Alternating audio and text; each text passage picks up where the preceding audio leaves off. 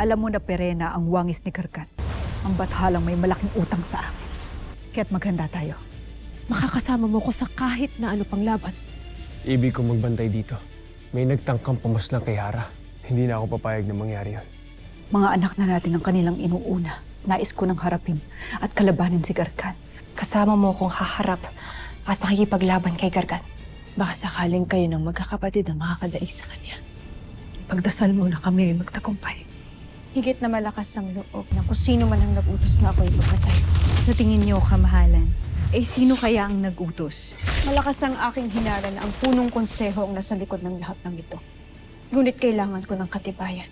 Kaya't mahalaga na makita ko ang lahat sa tungkod ni Nunong Imo. Dahil kung wala akong katibayan, ay mapipilitan na naman akong magkunwari na isang kapanaligang tabon. Ang aking baliktataw! Isa ka sa pinaghihinalaan niya. Hindi niya malalaman hanggat ako'y nabubuhay. Huwag kayong mag-alala. Ako na ang bahala. Akala mo ba ay hindi kita makikilala? Lamara. Ako ay nagagalak na ikaw na mismo ang lumapit sa sarili mong kapahamakan.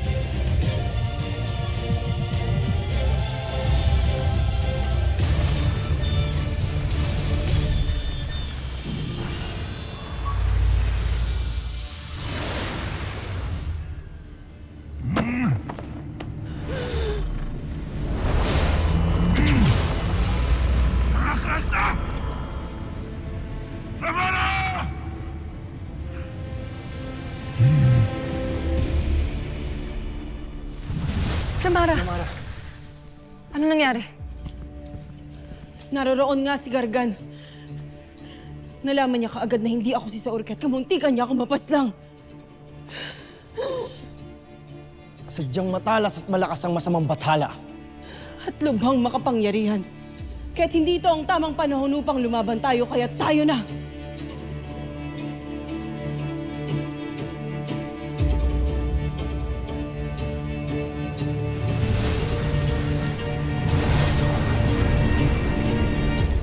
Hindi na ako makapaghintay pa na mabatid ang pagkakakinlanlan ng Tagalagas. Mahal na Hara, narito na ang pinuno ng Adamya.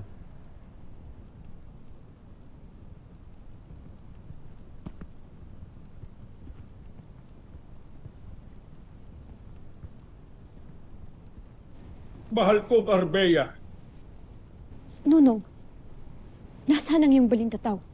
Poltre mahal na Hara. Ngunit merong Vidaling humarang sa amin at dinako ang aking tungkod. Ang aking mga kawal, Duno. Ligtas ba sila? Wala na sila. Pinaslang sila ng Vidalin na nagnakaw ng aking balintataw. Tunay ngang may taksil sa palasyong ito. May pakiramdam ako kung sino.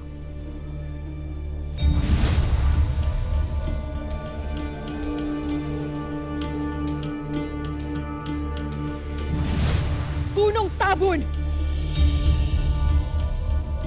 Mahal na Hara, anong iyong sadya? Hindi na ako magpapaligoy-ligoy pa. Ikaw ba ang taksil na nagtangkang magpapatay sa akin? At nagharang kay Nunong Imaw? Mahal na Hara, bakit ako iyong Huwag pinagbibintangan? na tayong magdinlangan pa, Tabon. Batid natin na hindi ka naniniwala sa akin. At batid mo rin na ipinapatawag ko si Nunong Imaw. Kaya tiyak kong ikaw ang nagpanako sa kanyang balintataw. Tinututulan ko ang inyong mga ipinagbibintang, Hara!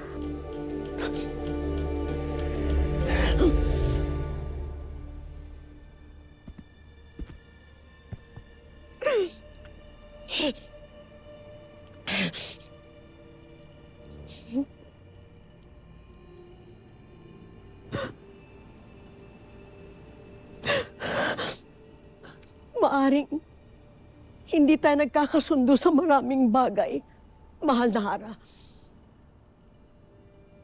Ngunit hindi ibig sabihin na gusto kong makitang mawala ka sa iyong trono. Lalo nang hindi ko kayang gawin. Sa pinuno ng Adamya, ang iba mo pang ipinagbibintang.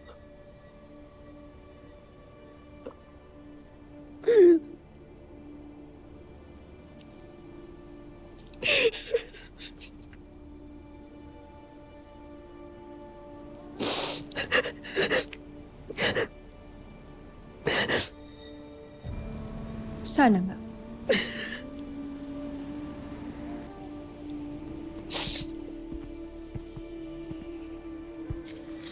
Upang hindi kita patawan ng matinding parusa.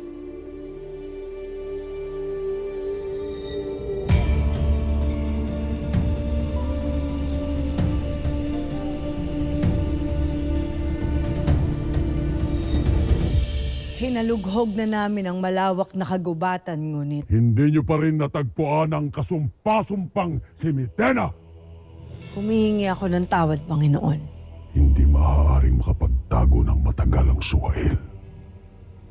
Suyurin ninyo ang buong Encantadia at dalhin niyo sa akin si Mitena ngayon din!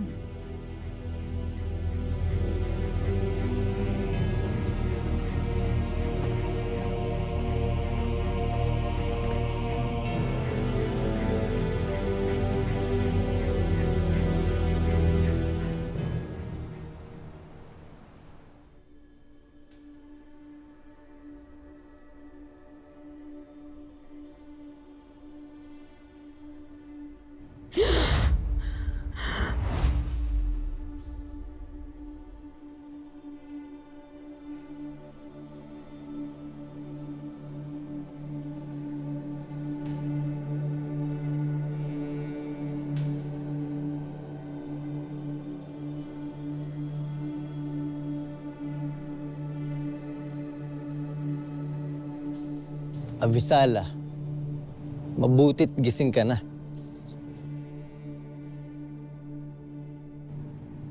Paano ako nakarating dito sa silid na ito?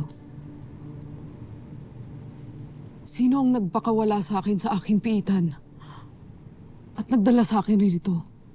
Si Sangre Danaya. Siyang nagutos. Hindi pangkaraniwang bathala si Gargan. At hindi rin ako pangkaraniwang diwata. Kaya tingnan mo ngayon sa iyong mga mata kung ano ang kanyang kahinaan. Nang sa ganun ay mabatid ko kung paano ko siya matatalo. Batid ko ang iyong ginagawa. Hindi mo ako mapapasok, Mitena! Malakas siya. Kaya't maghanda ka. Wala ka na ring sugat. Kusa itong naghilom? May kapangyarihan ka palang ganon? May awa pa rin pala para sa akin. Ang dating kaawat. Lahat naman talaga kami dito mababait, mabubuti. Ikaw lang naman tong masama. Huwag kang aalis dito. Pagbibigay alam lang namin sa Sangre na may malay ka na. Halina. Halina naman to.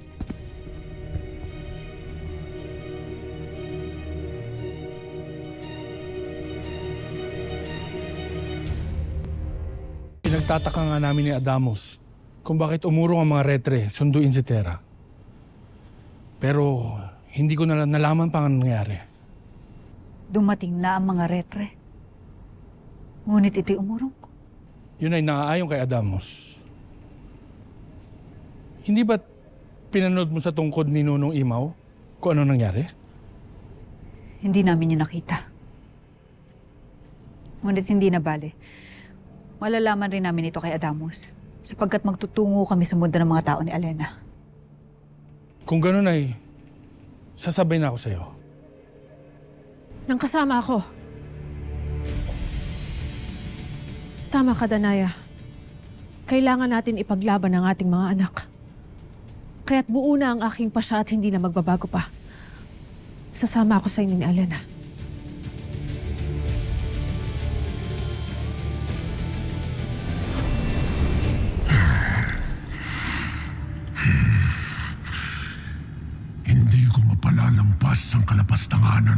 sabihin lang mo sa akin, Pramara. Ito ay magdudulot ng kaparusahan sa iyo at sa mga kasama mong nagnakaw ng aking makapangyarihang Astor.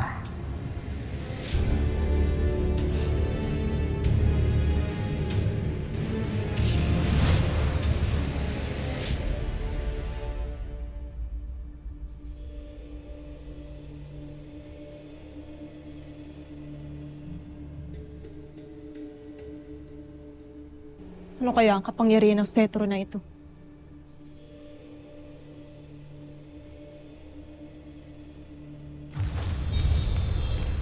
Brilyante ng apoy. Suriin at bigyang linaw ang kakayahan ng armas ni Gargan.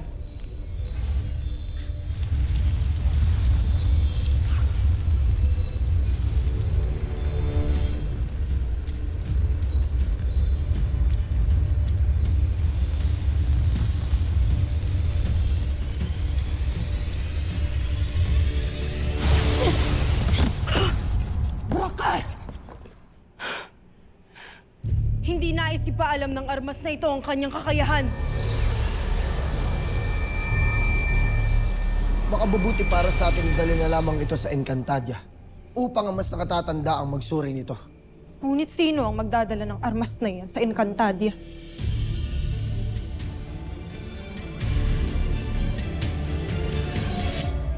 Beshi, di ba parang ang unfair lang? Alin? Yung sa retry nga. Ang daya lang kasi. Yung sa atin, di ba? Ang bilis nila tayong sinundo, parang atat na atat sila. Tapos ganyan kay Tera. Yeah. Nahingit ka ba? Haray, Maya. Sisi! Mama, chup-chup. I miss you. Niranasan ng aking ada. Kailangan niyong malaman ang masamang nangyari kay Nunong Imaw. Ha? Bakit? Ano nangyari?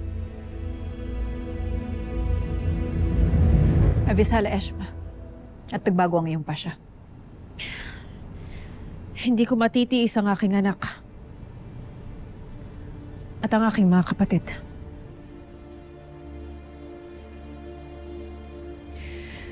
Sandali lamang at kakausapin ko si Mitena. Narito ang reyna ng mga Minyave. Saka na ako magpapaliwanag pa rin.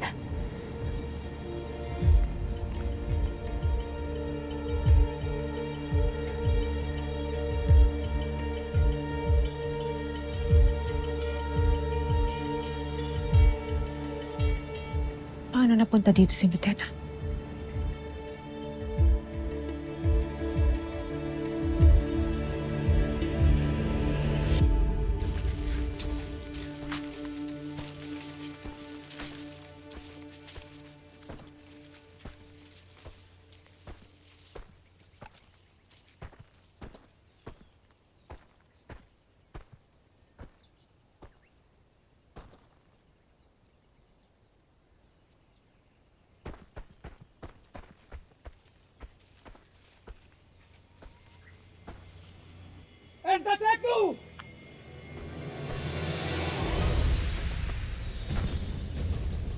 Batid ninyong mas malakas at makapangyarihan kami kaysa sa inyo. Mga mahihinang kawal. Nakakais!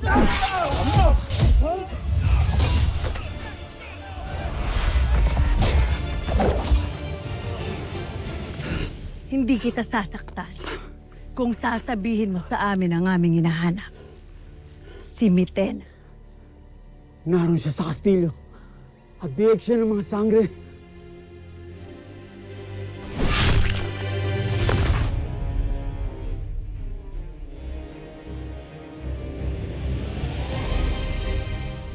Kailangan itong malaman ng ating Panginoon. Tayo na!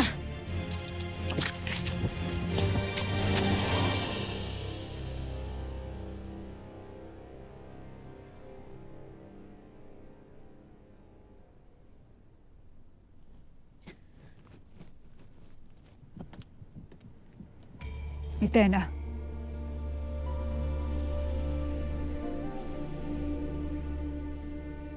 Avisala, sangre. Dama, kawal. Iwanan niyo na muna kami.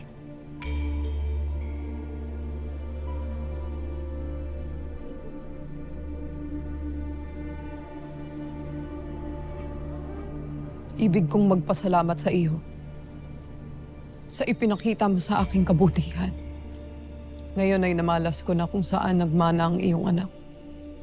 Hindi kita pinakawalan sa piitan nang dahil sa kabutihang loob, kundi dahil sa iyong silbi na makitang hinaharap. Magtutungo kami ng aking mga apwe sa mundo ng mga tao upang kalabanin si Gargan. Silipin mo ngayon din sa iyong mga mata kung kami ba ay magtatagumpay.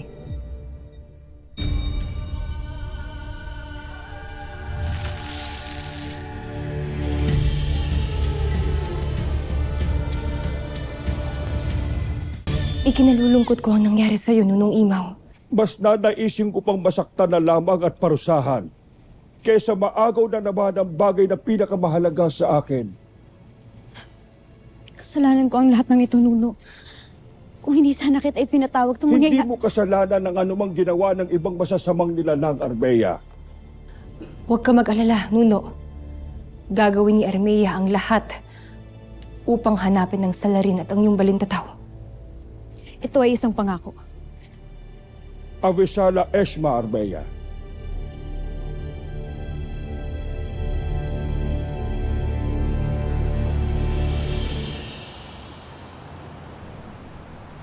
Hindi man tayo madalas makapag-usap, Armea.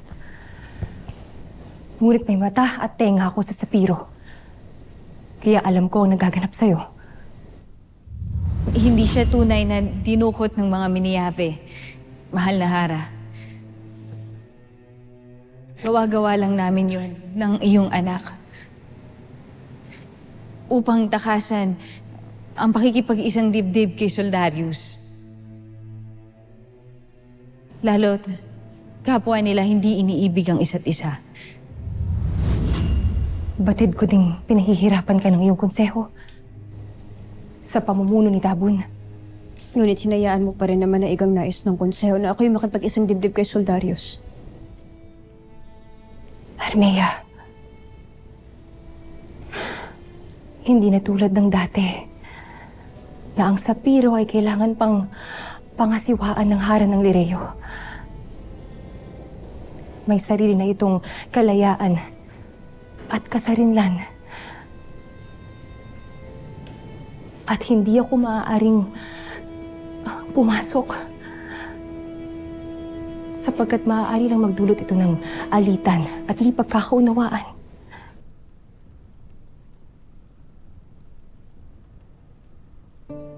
Hindi madali maging isang pinuno ng isang kaharian. Alam ko yon. Dahil kinakailangan natin unahin ang ating tungkulin bago ang ating mga sarili. Bago ang ating puso.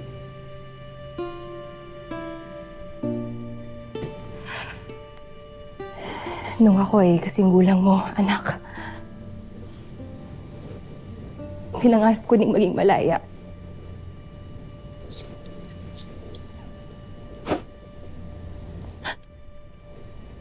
Pinili ko ring magmahal. At kaya mo, handa akong ipaglaban ng pagmamahal na yun.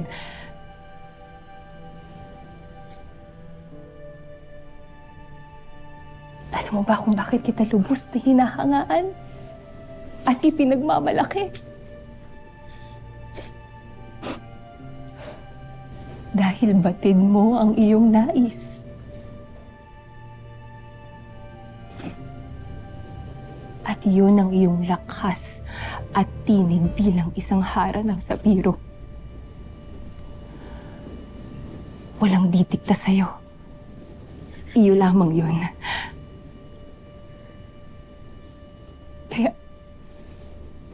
Kaya patawarin mo sana ako, anak, ha?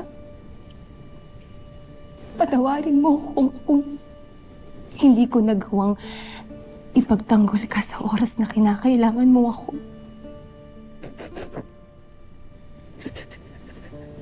Ngunit lagi mong tatandaan na isa lamang ang hangad ko para sa'yo.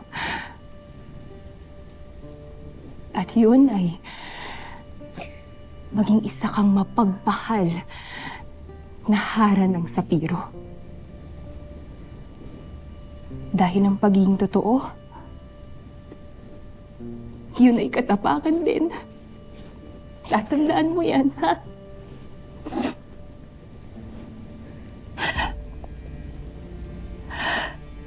Hawak mo ang korona at ang trono ng Sapiro. Gamitin mo ang iyong kapangyarihan upang magsimula ng pagbabago, Armea.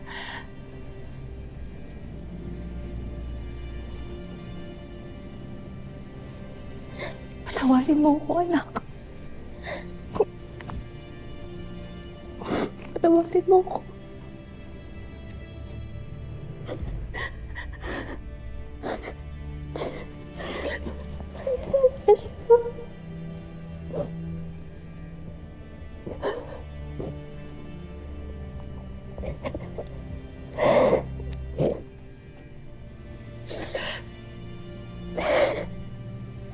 Salash, Manata. Lalo mong pinalakas ang aking loob.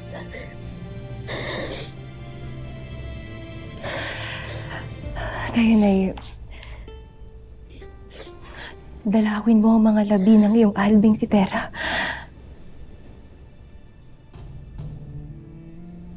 Labi ng aking albing?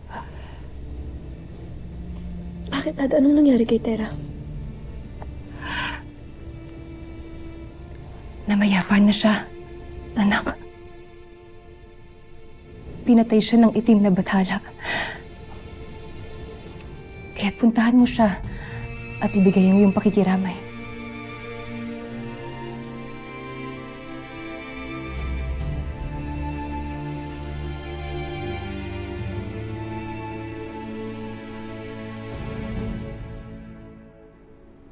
Nakalis na ang ating inutusan. Naway makarating siya kaagad ng Encantadia.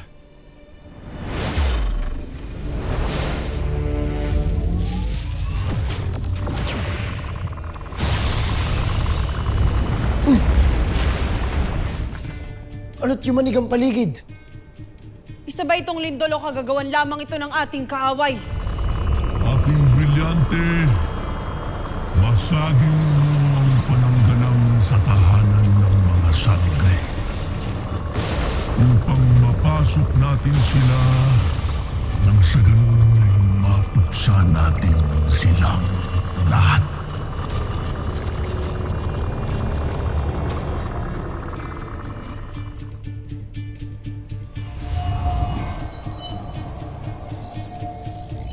Brilyante ng hangin. Ibulong sa akin ang rason ng pagyanig.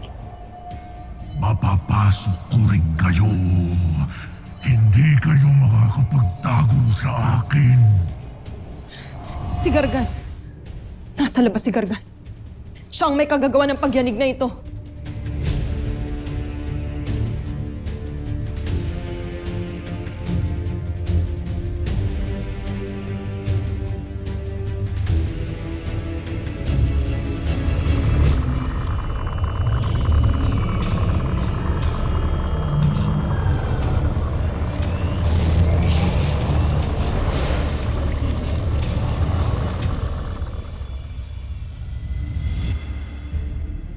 Ano ang iyong nakikita? Ang mga kasamahan ni Terra. May masama na namang binabalak si Gargan. Na-crash na!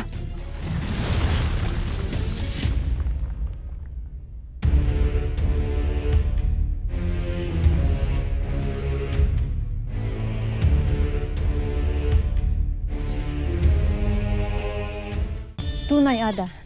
Pinandakip nga namin si Mitena. At narito siya ngayon sa Lireo at nakadaig. Hindi na siya nakapiit. Pinalaya na siya ni Danaya at itinuturing na panauhin dito sa Lireo. Sandali lang. Tama ba ang aking narinig? Panauhin si Mitena na naminsala sa ating lahat? Bakit? Batid ba ito ni Ashdalena? Sangayon ba siya dito? Huwag mo na muna itong sabihin sa aking kapatid na Hara.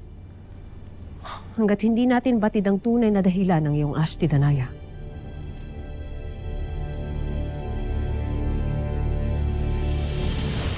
Kailangan natin si Mitena Perena. Sapagkat may kakayahan na siya na makita ang hinaharap. Tulad ni Mata? Ng patalumang Kasyupeya? Maging ako ay hindi makapaniwala. Ngunit nararamdaman ko na tunay nga ang kanyang itinagna. Kaya't nararapat lamang na magtungo na tayo ngayon sa mundo ng mga tao. Kung gayon ay tayo na.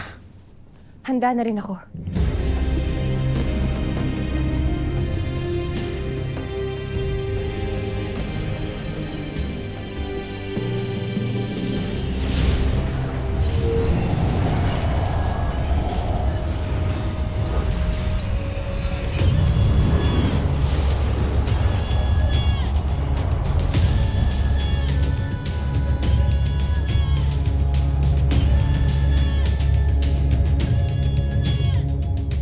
Hindi kayo aalis nang hindi ako kasama.